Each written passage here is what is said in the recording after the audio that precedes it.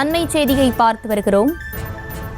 திமுக அரசுக்கு எதிர்க்கட்சித் தலைவர் இபிஎஸ் கண்டனம் தெரிவித்திருக்கிறார். அண்மை செய்தியாக பார்த்து வருகிறோம். கூடுதல் விவரங்களோடு இணைகிறார் செய்தியாளர் ராஜேஷ். ராஜேஷ், வணக்கம். இது குறித்தான முழு விவரங்கள்.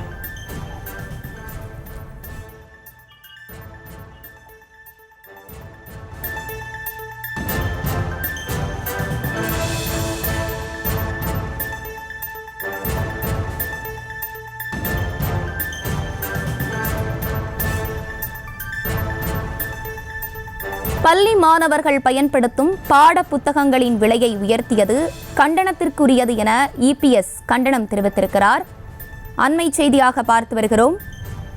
திமுக அரசுக்கு எதிர்க்கட்சித் தலைவர் இபிஎஸ் கண்டனம் தெரிவித்திருக்கிறார். 40% வரை பாட புத்தகங்களின் விலை கடுமையாக உயர்த்தப்பட்டுள்ளது என இபிஎஸ் தெரிவித்திருக்கிறார்.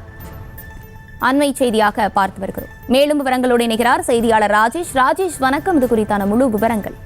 வணக்கம். திமுக அரசுக்கு எதிர்க்கட்சி தலைவர் எடப்பாடி பழனிசாமி கண்டனம் தெரிவித்திருக்கின்றார்.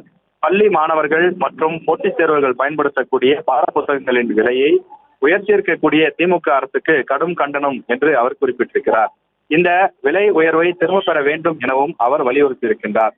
தொடர்ந்து தமிழ்நாட்டில் பல்வேறு விதமான அந்த விலைவாசி உயர்ந்து வருவதாகவும் இதனால் ஏழை எளிய மக்கள் கடுமையாக பாதிக்கப்படக்கூடிய நிலை ஏற்பட்டிருப்பதாகவும் அவர் குறிப்பிட்டிருக்கிறார்.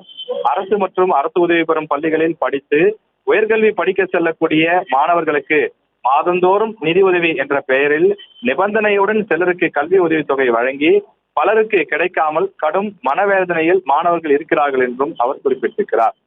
திமுக பட்டிமன்ற பேச்சாளர் ஒருவர் தலைமையேற்று நடத்தக்கூடிய தமிழ்நாடு பாடநூல் நிறுவனம் அரசு பாடத்திட்டத்தில் படிக்கக்கூடிய தனியார் பள்ளி மாணவர்களுக்கான பாடப்புத்தகங்களின் விலையை சுமார் 40% முறை உயர்த்தியுள்ளதாக அவர் குறிப்பிட்டிருக்கின்றார். இது கண்டனத்திற்குரியது எனவும் அவர் எதிர்ப்பு தெரிவித்திருக்கின்றார். 1ஆம் வகுப்பு முதல் 12ஆம் வகுப்பு வரை இருக்கக்கூடிய அந்த புத்தகங்களை மாணவர்கள் மட்டுமின்றி போட்டித் தேர்வுகளுக்கு பயன்படுத்தக்கூடிய இளைஞர்களும் பாதிக்கக்கூடிய ஒரு சூழ்நிலை உருவாகி இருப்பதாக அவர் குறிப்பிட்டிருக்கிறார். எனவே எரிகிற தீயில் எண்ணெய் ஊற்றுவது போல தமிழக அரசினுடைய இந்த செயல் கண்டிக்கத்தக்கது எனவும் உயர்த்தப்பட்டிருக்கக்கூடிய பாடப்புத்தகங்களின் விலை உயர்வை உடனடியாக திரும்ப பெற வேண்டும் எனவும் வலியுறுத்தி கேட்டுக் கொள்வதாக அவர் குறிப்பிட்டிருக்கிறார்.